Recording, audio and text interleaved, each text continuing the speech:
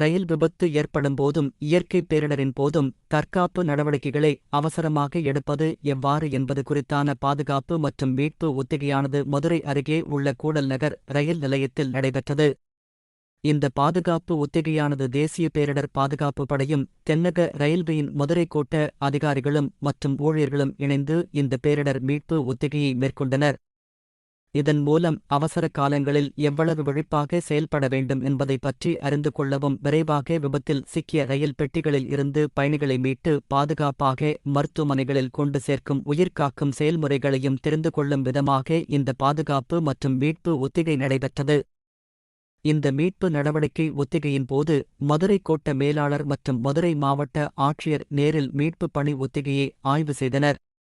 இந்த மீட்பு ஒத்திகை நடவடிக்கையானது உண்மையில் நிகழ்ந்தது போல் சித்தரிக்கப்பட்டு ரயில்வேயில் உள்ள இன்ஜினியரிங் துறை, சிக்னல் துறை, தொலைத்தொடர்புத்துறை, போக்குவரத்து துறை, கமர்சியல் துறை, RPF மற்றும் சிவில் டிபன்ஸ் சாரணியர், ஜெயண்ட் ஜான் ஆம்புலன்ஸ் ஆகியோரும் தமிழக அரசின் காவல்துறை, தீயணைப்பு துறை, வருவாய்த்துறையினர் ஆகியோரும் ஒருங்கிணைந்து சரியான முறையில் செயல்பட்டு இந்த மீட்பு நடவடிக்கையானது நடைபெற்றது.